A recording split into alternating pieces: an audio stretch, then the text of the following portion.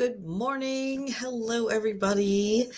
Today we are talking about using Facebook groups to gain clients, but not your own Facebook group, using other people's Facebook groups in a completely ethical and non-scammy kind of way. It's great to grow your own Facebook group and community, and there's lots of people out there doing trainings on how to gain clients from your Facebook group and how to, you know, get get a steady streamline of people who want what you have to offer in your own Facebook group. But Facebook groups are a lot of work. Technically, I have one. I think that there are 10 people in there now. So I'm trying to build it up slowly but surely, but it's a lot trying to get a new community off the ground. So when you have the opportunity to get in front of your ideal clients in Facebook groups that are already a buzzing community, I mean, that's fantastic. Facebook groups from other people can drive an incredible amount of traffic if you dedicate some time to it. So let me explain a little bit about how it's done. So the first most important thing is, of course, as I probably say every time, know who your ideal client is. Know who your soulmate client is. We often get tempted to be very, very general and say, well, my tarot card readings help everybody. My mindset money work is necessary for all entrepreneurs. And maybe you narrow that down and say it's for female entrepreneurs. Well, that's still extremely broad. I mean, you could do it. There's 1.5 million Facebook groups for female entrepreneurs, so you can use that. But the more specific you can be about exactly who you help, the more that they will feel spoken to, and the more they will feel like, yes, this is the person who knows me. This is the right person for what I need. So do spend some time thinking about who that perfect soulmate client is for you and what Facebook groups they are in. Facebook is full of groups. So you can locate just about any kind of niche there. And many Facebook understand that we all have our side hustles and our businesses. And so there's usually a way to that is built in for promotion. So that's something you want to check for when you're joining. Look for in the description or in the pinned things at the top. When you're joining, there should be something that will say if there is a promo day or a promo thread within the group. And what I highly recommend is creating a spreadsheet. I use spreadsheets for everything. And even tell you not to join too many groups, still a spreadsheet you can track them is nice. And you can get, free Google Sheet, write down the name of the group and the URL and what the promo days and rules are. And another reason to do this is Facebook is ridiculous when you go and you join a new group and then it tells you, okay, you were approved, and then it vanishes.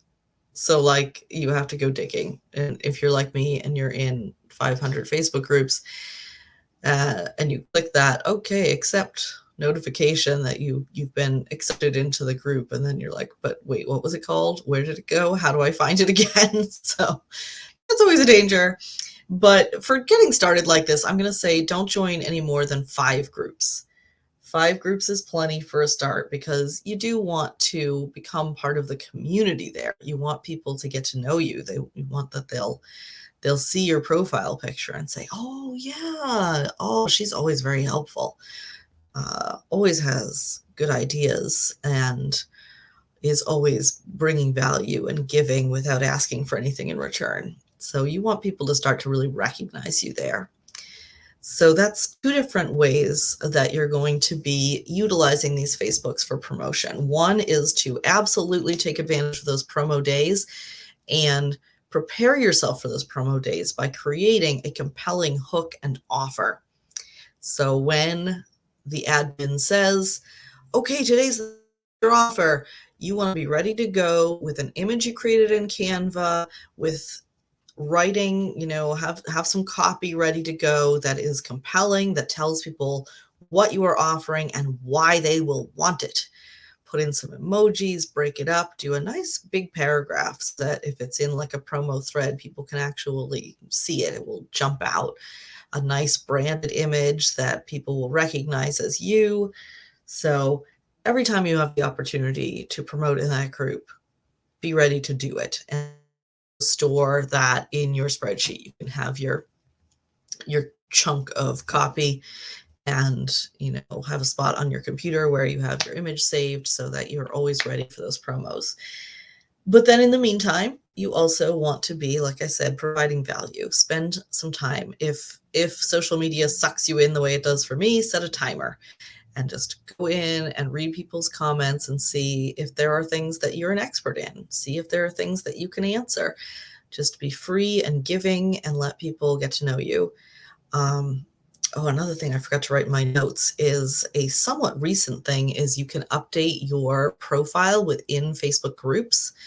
So if you're inside of a group and you click edit profile, it will let you put a bio and a cover image that are just specific to that group. It does not impact your main profile.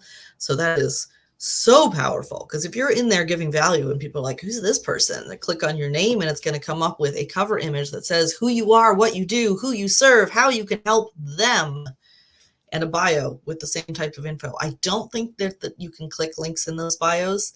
I put the link in anyway, just in case, and because people can like just write down the URL if they want it, but I don't believe that those are clickable, but that's super powerful. Definitely do that.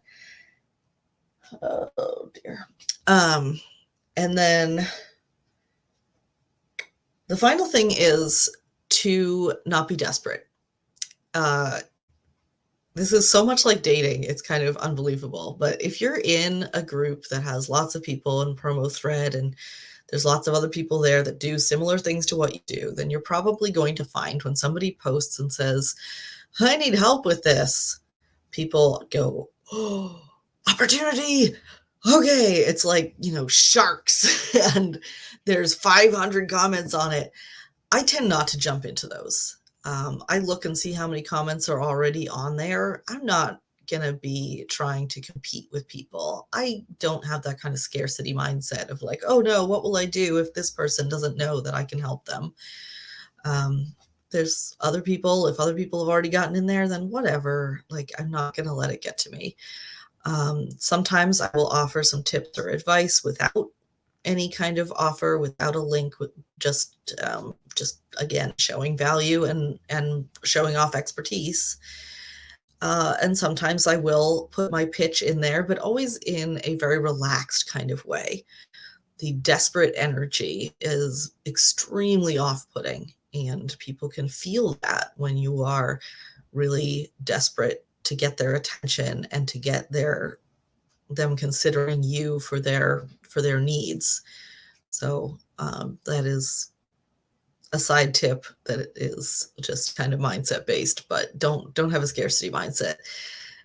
Don't feel like you have to get the attention of every person who posts with a problem that you have a solution for. It's fine to offer it, but just do it in a relaxed, gentle way. Like, yeah, I could help with that. Cool. Like, here's my info. Let me know. And not like trying to fight through and be seen among everybody else. So that about wraps it up for my advice on how to get clients through other people's Facebook groups. And this is, again, a very powerful strategy. I have used it with clients. I've used it with myself to drive a lot of traffic to websites for totally free. It's just a little bit of your time. And the more organized you can be with that Google Sheet spreadsheet, the less of your time it's going to take. So it's really, really, really worth doing. All right. I hope that was helpful. Leave me any questions and comments, and I will see you next week.